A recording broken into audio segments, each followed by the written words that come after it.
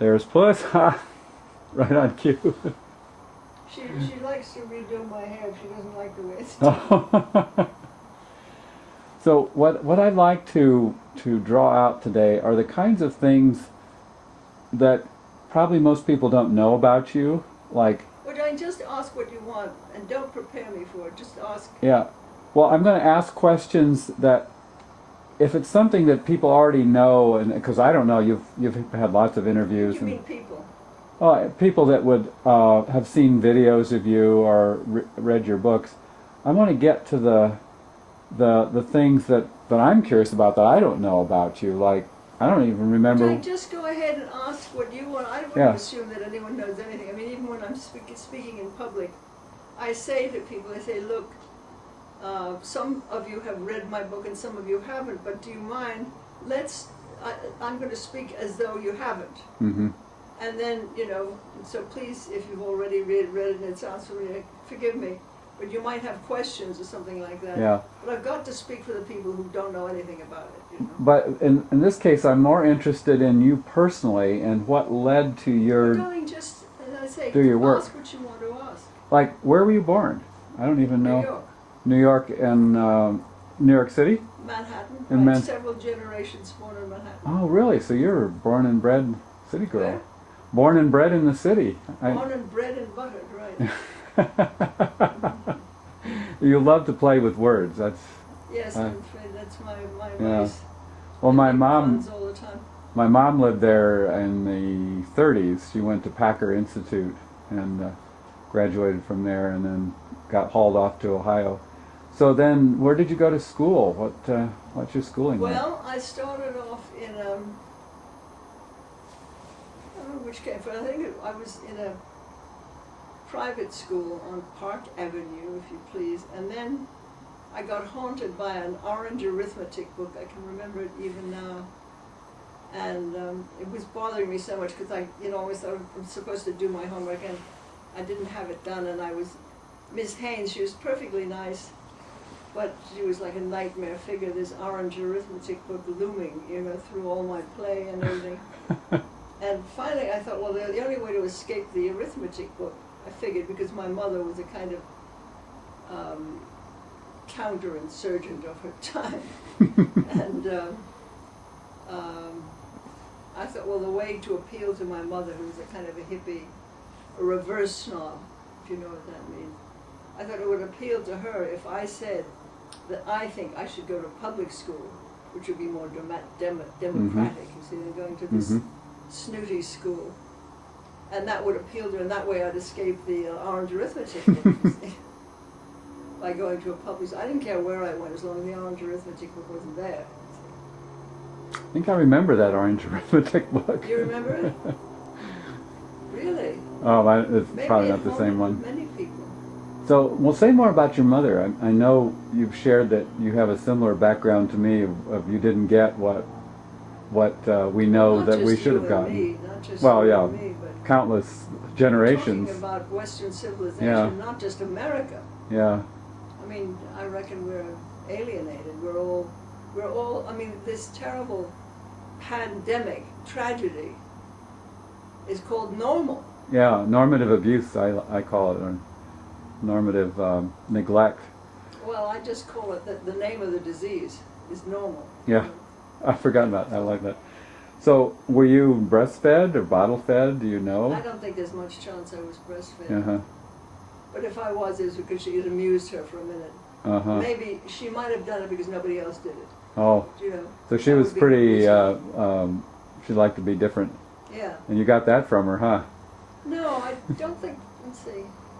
Well, you're not exactly follow the footsteps of everybody else. No, but I did go to some trouble not to follow in hers. Well, no, I'm not saying you followed in hers, but just the general pattern of well, actually, I tended to be more conventional than really? my mother. Huh. And, I mean, my mother in New York, where it gets really cold in the winter, would have done anything, rather freeze to death than wear fur. Oh. Because, not because of, pity for animals, that wasn't going on in those days, but just because everyone else was wearing minks and And she finally got so cold, she consented to wear a fur that would look like cloth, you know, sort of Persian lamb or something. But later on in life, I bought myself a mink jacket because I knew she would have disapproved. In fact, I still have it downstairs in my houseboat in California. But she used to make, you know, a fuss about, because my grandmother lived in a building that had a doorman, you know, the kind of New York thing. And nearby, or did you see nearby? Did you see much of your grandmother? Yeah, I lived with her because at the age of 3, when I was 3, my mother decamped and left my father, or cohabiting with him. I mean, they were married. I mean, they didn't not marry in those days, but they separated and divorced. Well, they didn't they divorced when I was 8, but they separated when I was 3, and she took me and my sister to live with her mother. So it was in my grandmother's household. It was run by my grandmother, and my mother, of course, was a free spirit artist, very beautiful, rebel, admired and envied by so many because she was so beautiful and so clever and so witty and talented. She was a talented artist. Well, you followed in all those footsteps too. Athlete. No, well, no. I mean, you don't see me swimming across the channel, but no. In other ways, you've swum across the channel, literary ways. She actually was a sort of star swimmer and diver, among other things. And she did swim the channel? No. But, I mean, that would have been conventional. The other people had done that too. But, you know, she was a kind of, I mean, her friends were communists, which was fairly common in those days. Mm-hmm. Yeah. And after she had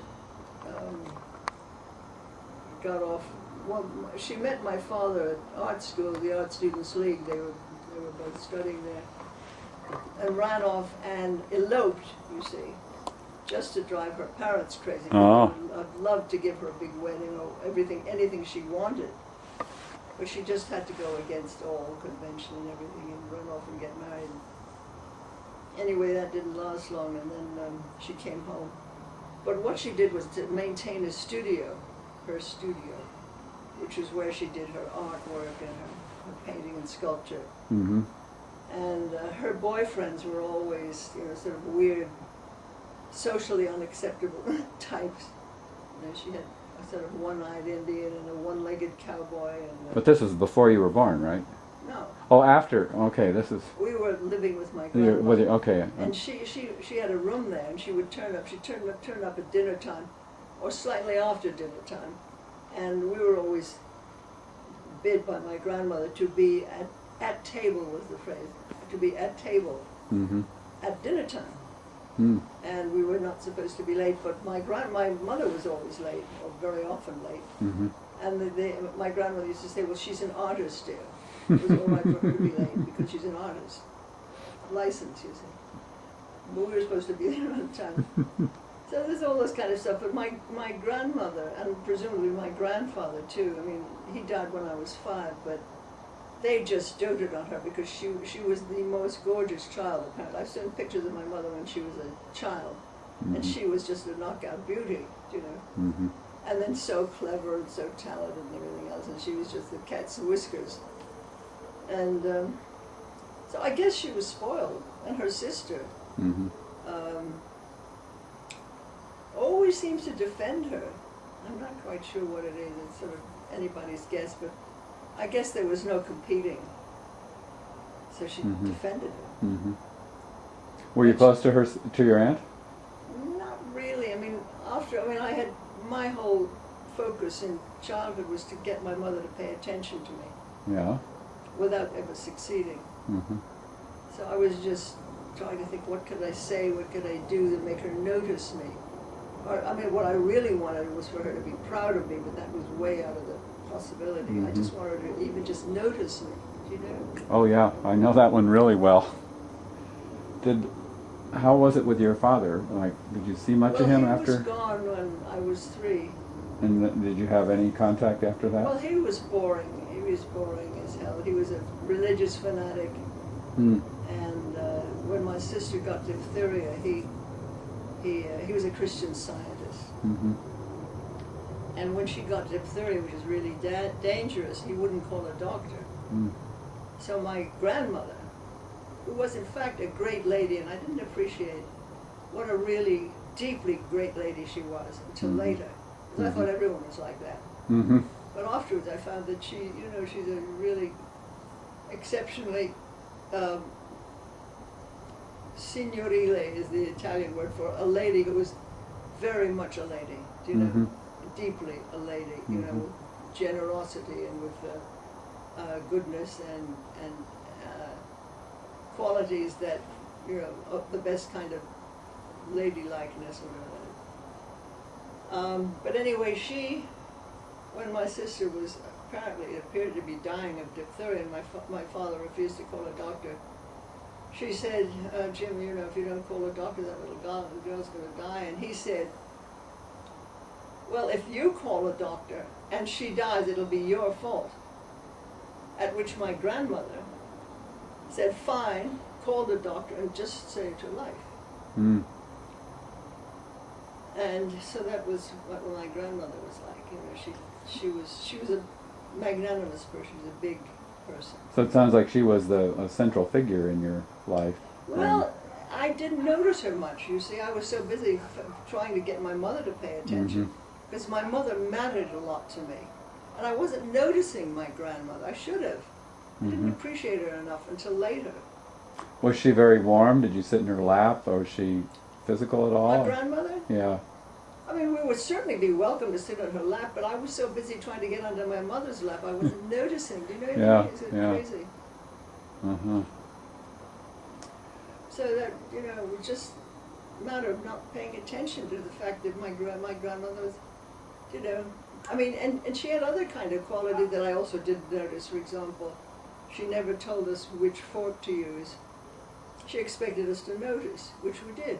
Mm-hmm. We knew, you know, how to behave, and as I say, I expected other people to be as hospitable as she was. Mm-hmm. Or, you know, people who came to our house Mhm. and our table and so forth. Turned out they weren't, and I didn't notice until I was out in the outside world and I found that other people weren't Yeah. as you know, kind of magnanimous and you know, she trusted us. She didn't sort of say, even when I was older and had boyfriends, she never said, oh, don't do, as though she was suspecting me to do something naughty. Mm-hmm. I even used to close myself in my bedroom with a boyfriend, Mm-hmm. and she never questioned having the door closed. Mm. Just feeling quite accurately that I was going to be my own monitor and I was Mhm. not going to do anything unsuitable, which I didn't. And did you appreciate that she trusted you in that way, or was that not? I didn't particularly notice. I didn't appreciate her so much. I mean, an afterthought, I realize how rare that is, Mm-hmm. that people are not suspicious of their children being kind of evil. Mm-hmm. And, no, she, you know, in fact, my mother used to complain that I was too prissy, as she called it. In other words, I was too puritanical, Mm. too goody-goody, you know. Mm. But I was always very, I guess what I thought it was sort of idealistic. I was always trying to do what I felt was the highest good, whatever it Mhm. occurred to me. You know, the good girls do this and good girls do that. Maybe because in some part of my mind I thought, well, if I'm the goodest girl I can be, then my mother will have to relent and like me, you know. That's why I went to medical school. Or so I could be the goodest boy. Well, I could get approval. Yeah, 22. what? Get approval of my father. 22 years of school that I hated. Got out the other end. It didn't work. Tell me about your sister. Was she older or younger? She was older, but we weren't similar, really. She was very talented in painting and sculpture and music. Mm-hmm. Um, Were you close at all? How much apart in age really. were you? We used to, I mean, you know, we were close physically, because, you know, we shared a room and Mm-hmm. we were there How much older was she? a couple of years, but I mean, my mother, I guess my grandmother was quite exceptionally intelligent, but that wasn't her specialty, you know. She was very highly regarded, respected by her friends. She had childhood friends all her life who just adored her. Servants loved my grandmother. You know, she had this sort of, you know, attractiveness of the persona, the personality, you know, that attracted people, made them like themselves. My sisters, when she started having boyfriends, when she broke up with her boyfriends, the boyfriends remained in contact with my grandmother, you know. What was your grandmother's name? Terrible name, Rosebell. Rosabelle. And the Rosebell, R-O-S-E-B-E-L. one word. Uh-huh. But and the family name? We called her Darling. Her nickname was Darling, and we always called her Darling. Oh. Because, you know, when we were little, she'd come to our little cribs or whatever and say, "Do you know Darling?" So we would just parrot it back to her. So that was the word. So she was always Darling. That was her name for us. You know. What was her family name? Stiebel. Stiebel? Stiebel. That's German? German Jewish. Uh-huh. So my father's ancestors were Nazi types, and my mother's ancestors were Jewish. So we had half Nazi and half Jew. Interesting combination. Yeah. So, and what was your mother's name? Helen. Helen Stiebel, and then she took the name Liedloff, and that's where you got Liedloff. That's the German. Well, that's my father's name. Yeah. And so then you were at this school on Park Avenue, and did you escape that? Were you able to get away from the orange arithmetic? Yeah, I went to the public school. You did do that, okay. Yeah. At what age? I think it was about 8. Mm-hmm. I know I was in school in Park Avenue at 8, so maybe at 9 when I got to the public school. And then, did you go on to high school there, or what? Oh gosh,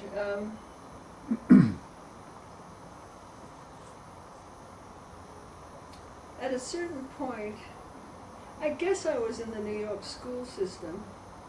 There was a junior high called Joan of Arc in New York, part of the New York school system.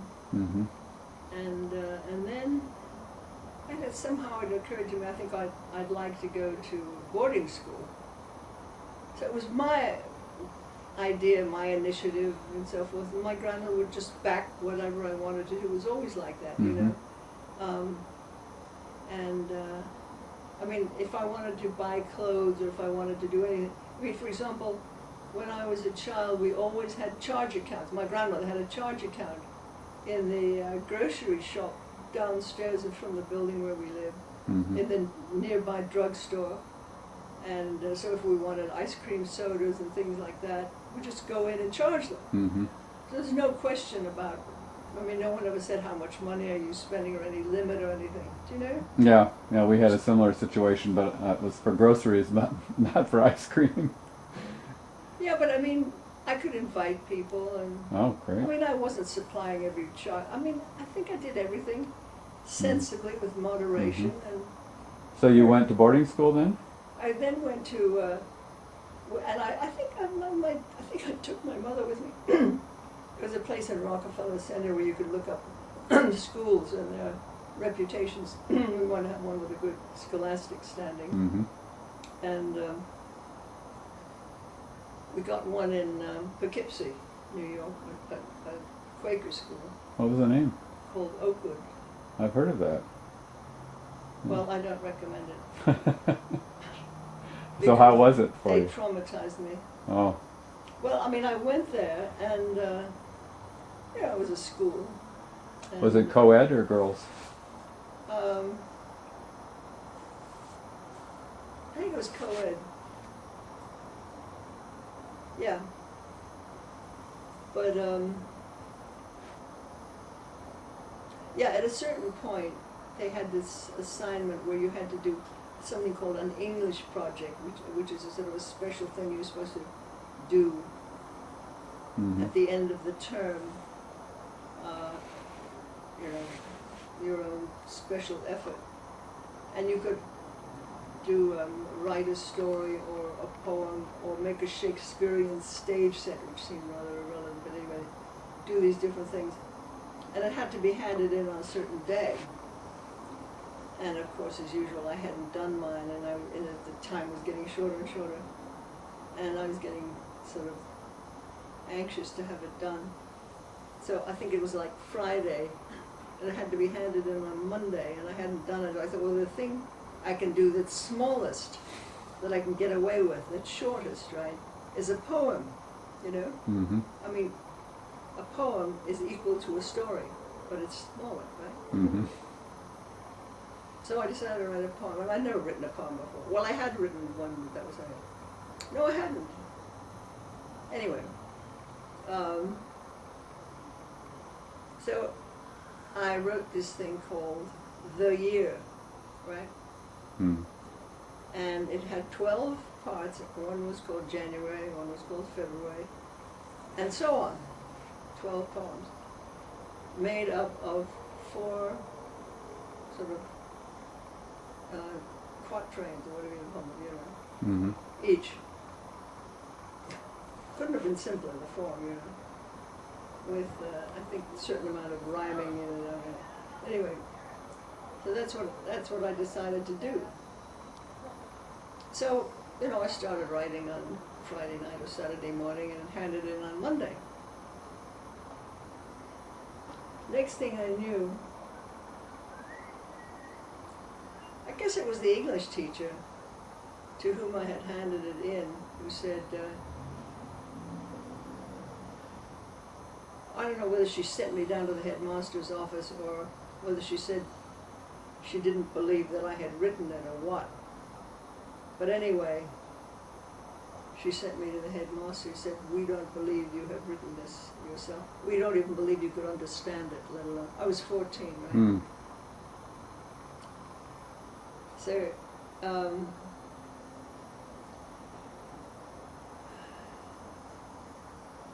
I mean, I didn't care about poetry. I wasn't interested in poetry. I'd never written any before. I had no intention of writing it again. But but what I did care about was people not believing me when I spoke. You know, Yeah. I mean, thinking I was a cheat. You know, So did you? how are you going to associate with what? Could you convince them that you did, or how? Well, I didn't think it was up to me, but anyway, I said, no, I did write. And they'd already investigated, already gone to the school library and found, you know, to look up what book I had taken out. And the only book I had taken out was a rhyming dictionary, you know, to help me write it. Yeah, right. That didn't help at all. And then, they called in, I mean, God, there's some idiot brother-in-law, somebody called in what they called a poetry expert, who said, well, it looks like Shelley. Well, I mean, the complete works of Shelley are available to the public, so what are you telling me, this 14-year-old, you know, what are you talking about? Crazy. And terribly irresponsible. I mean, you might have had a budding poet. Yeah, they nipped that in the bud. Well, they could have. Luckily, I didn't give them I didn't give them any credence. I didn't have enough regard for them to be nipped. I mean, there was no bud, and I wasn't going to be a poet anyway. But if I had been, Yeah. I felt that they were fools. I really felt that, Yeah. and I thought this is such a stupid way to behave that luckily it didn't have any effect on me. So you were there I for didn't regard them as authorities. What I'm saying. 4 years that you spent there then? Well, I had been there, maybe it was 1 year or something, but anyway, the following year there was at the end of that year there was graduation ceremony I was a freshman, of course, at the age of 14, but the seniors were graduating. Mm-hmm. So the graduation ceremony, there were the parents around and the headmaster was patting them all on the back and making nice and so forth. And they had never resolved this thing with me. They'd never apologized, and they'd never given me a grade. I mean, at one point, they think they gave me a B plus or something. I said, is that what you're giving to Shelley? B plus, you know. I bet they love that. You know. I mean, the point was, I mean, either you give me credit for it or not. but don't, I mean, what the hell are you doing? You're just crazy. In any case, and I wanted an apology was what I really wanted, because I wanted to be able to live with these people. Mm-hmm. And I can't live with them if they think, well, there goes a girl who lies and cheats, Mm-hmm. How are you going to deal with them?